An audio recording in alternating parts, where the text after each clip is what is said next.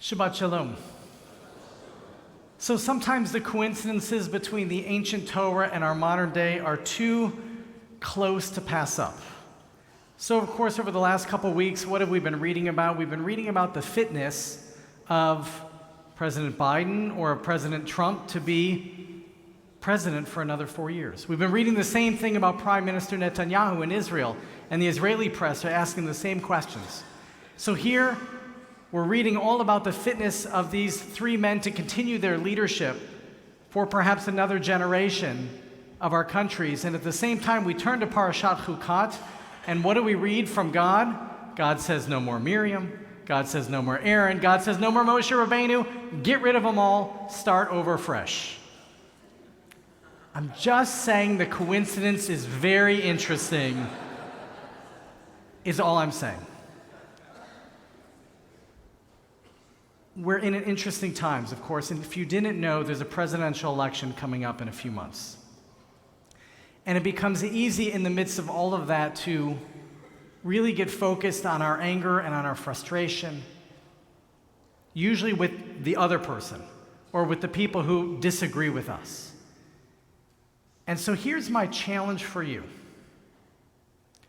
Because despite the challenges that America faces, there are billions of people around the world, billions of people who would trade place with us in a heartbeat.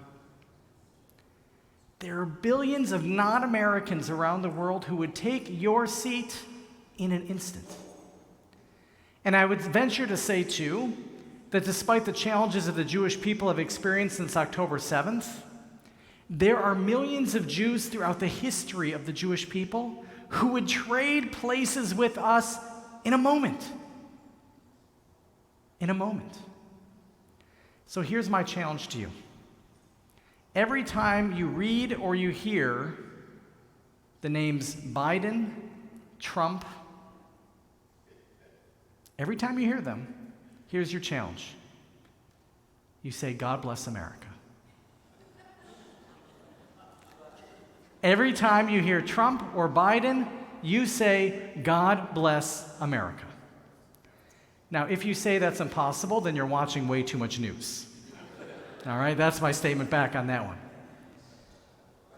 Because we've got it amazing. Yes, there are challenges. Yes, there's work that needs to be done. Yes, we need to constantly improve the country. Yes, we need to put ourselves on a path toward righteousness. Yes, we need to build. We need to keep us safe. Yes, to all of those things, and we have an obligation to vote in November, no question. And we have it amazing. By comparison to most every other country in the world, God bless America. By comparison to most every other time in history, for the Jews or for anyone else, God bless America. So that's my challenge to you. That's one challenge to you this Shabbat. Every time you hear Biden or Trump, those names, you say, exactly right. Here we are in Parashat Chukat, and there's a lot in this week's Torah portion. There is so much, in fact, that our Torah portion covers 38 years of the Israelites wandering with one flip of the page. We literally go from one chapter to the next, and 38 years of the 40-year journey has evaporated. Now imagine knowing some of the people in this room, that doesn't surprise you that 38 years can go just like that. But that's what happens. We go from really the beginning of the Exodus to the end of the Exodus. And some things just don't change. So we know at the beginning of the Exodus that our ancestors didn't have the faith in God. They didn't have that sense of strength in the Jewish people that they could conquer and retake the promised land. And so God gets rid of that entire generation. And over the course of the subsequent 38 years, God removes, what is it, Mr. Ruby, 15,000 people a year so that a new generation can enter the promised land, fresh and with faith. A generation that didn't really know slavery. Well, guess what? 38 years later, the story remains the same. But now, instead of wiping out an entire generation, God says, I guess we have to start over with new leadership. And that's why in our Torah portion, Miriam dies. In our Torah portion, Aaron dies. And in our Torah portion this week, Moshe is told that he's not going to be able to make it to the promised land either. An entirely new generation of leadership rises up. But I invite you to look with me in our Chumashim now at the end of the wilderness journey. We're now nearly 40 years into wandering from slavery toward freedom. We're now in the midst of 40 years in which God didn't let our shoes wear out, in which God didn't let our clothing wear out, in which God provided us food for every step of the journey for those 40 years. And here I'm on page 884 in our Eitz Chaim Chumashim, the 20th chapter of the book of Numbers. Miriam dies. Miriam, the prophetess who knew where the wells were and miraculously made sure the people had enough water. And of course, what happens? The community was without water, and they joined against Moses and Aaron. The people quarreled with Moses, saying, "If only we had perished when our brothers perished at the instance of the Lord. Why have you brought the Lord's congregation into this wilderness for us and our beasts to die there?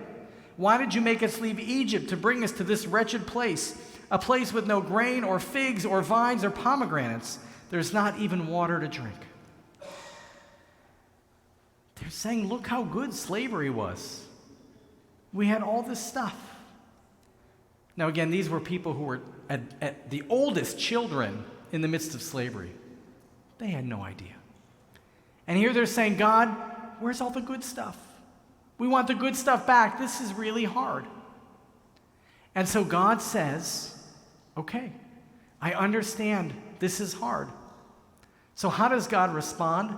God takes all of the blessings that God had been given us for those 40 years, and God adds to it. God tells Moses to speak to the rock so that water could pour forth. Could you imagine our children complaining? And so what do? We give them exactly what they're asking for. Now, I know all of you and your children and grandchildren, when they complain and you give them exactly what they ask for, they simply say, "Thank you, you're amazing, we're so profoundly grateful to you." So it's going to surprise you when I remind you in the Torah portion that that's not what our ancestors did. Because that was Numbers chapter 20. And here all we have to do is flip one chapter later. And I'm on page 888 in our Chumashim. Numbers chapter 21, one chapter later. Our ancestors set out from Mount Hor by way of the Sea of Reeds to skirt the land of Edom, but the people grew restive on the journey. And the people spoke against God and against Moses. "Why did you make us to leave Egypt to die in the wilderness?" Sounds familiar. "There's no bread and no water, and we've come to loathe this miserable food." Well, now God's really upset. All right, first you complained, and so I gave you exactly what you asked for, and now you're complaining again. Now, most of you in the room, you've been through this before, your parents, your grandparents. When the kids don't respond well, when you give them exactly what they ask for, what do? You start to take away things, right? You start to take away things, and that's exactly what God did to our ancestors. God said, you don't think this is good? Let me show you not good. And God sends fiery serpents against our ancestors. God sends fiery serpents against them to help them realize how good they actually did have it. And so sure enough, what happens here, verse 6, the Lord sent seraph serpents against the people. The snakes bit the people, and many of the Israelites died. The people came to Moses and said, "Oops, we sinned by speaking against the Lord and against you. Intercede with the Lord to take away the serpents from us." So what happens? God tells Moses to build a staff, and at the top of the staff is a serpent, a seraph serpent, a fiery serpent like this, to remind the Israelites of what happens when they complain too much. Whenever they looked upon that staff and they felt the faith well up in them, their belief in God, they were healed. If after getting bitten by a snake they looked upon that staff and their faith wasn't renewed, they died. And Moses carried that staff with him for the rest of the journey. And Moses actually passed that staff on to Joshua. And Joshua passed it on to the leaders after him, and so on for generations. And whenever our ancestors were to look at that staff, they were supposed to be reminded of their faith in God, and they were supposed to feel an incredible sense of gratitude for all the blessings in their life. Because sometimes we all need reminders of how good we have it. Sometimes we need something to show us, to look around, to maybe elevate up 30,000 feet and look at the big picture to see how good we have it. And we've got it pretty good. You give me the gift of allowing me to be part of your lives, and often into your homes. And when we lose a loved one, you invite me in, and we look upon a lifetime, and I get to see together with you the spouse who cared for another spouse for 50 years, for 60 years, for 65 years. That's amazing. What a gift it is to have a spouse to care for you in the difficult times. I get to see people celebrate friendship that lasted for a lifetime, going through thick and thin together, laughing and crying together. And sometimes it's not till that moment of loss where we can really elevate 30,000 feet and see the gift of a loved one, to see the gift of a friend, to see children who in their lifetime go from being the complainers to the ones who rise up and care for their parents as they age. You give me the gift of being able to see on the 30,000-foot level, when we're in our most difficult times, the love that exists and what it means to care for those whom we love. And in the good times, you give me this gift of being able to share with you a belief that though it is hard out there, and the world is very hard right now, and I'm not trying to undermine that idea, but when we look at children, there's hope. There's hope that tomorrow will be better. There's faith that with God's help, we can partner with God and bring a better tomorrow. And in the lowest of times and in the highest of times, we can elevate up 30,000 feet and we can see the good in life. We can see the love that exists. And we give thanks. Often it's with a bracha, perhaps shechianu. Shechianu v'kiyamanu v'yanu lazman hazeh. Blessed are you, God, who gives us life. And our challenge is, like with our ancestors, our challenge is to try to figure out how to take that wisdom, that gratitude that we can feel in the highest of times and in the lowest of times, and figure out how to bring it into our daily lives. Now, you know in your blue prayer books that are in front of you, page 65, are the morning blessings.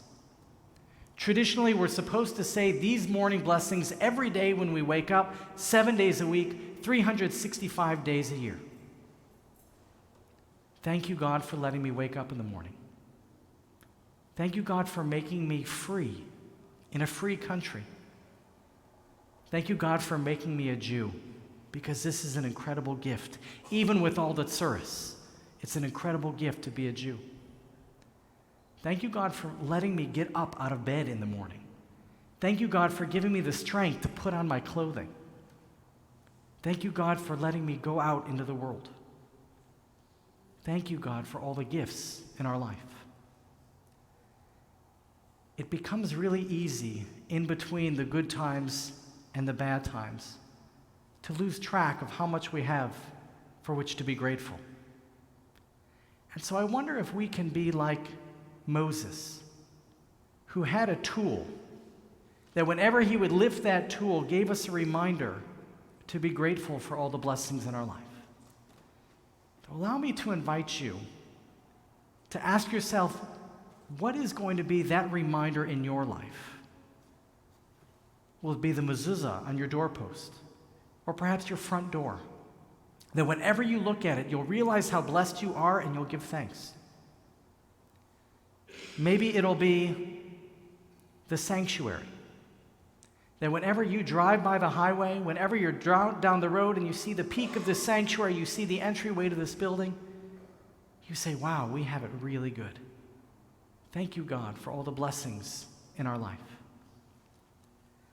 Maybe it's the scar you see, perhaps from a C-section, perhaps from heart surgery, perhaps from something else. And you look at that scar and you say, wow, I'm still here.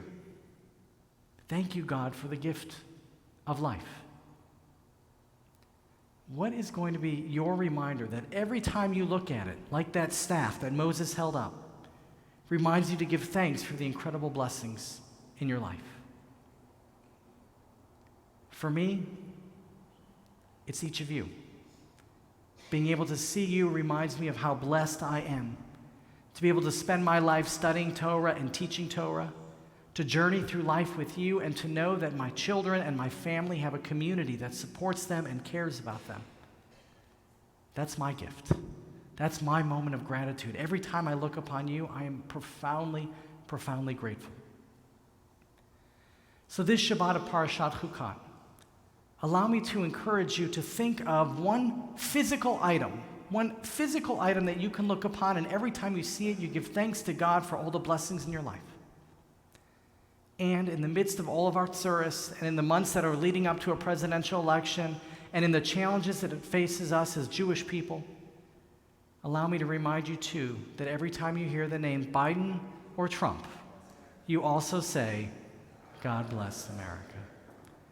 May we live a life of gratitude, may we live a life of humility, and may it lead us to a life of true righteousness. Shabbat Shalom.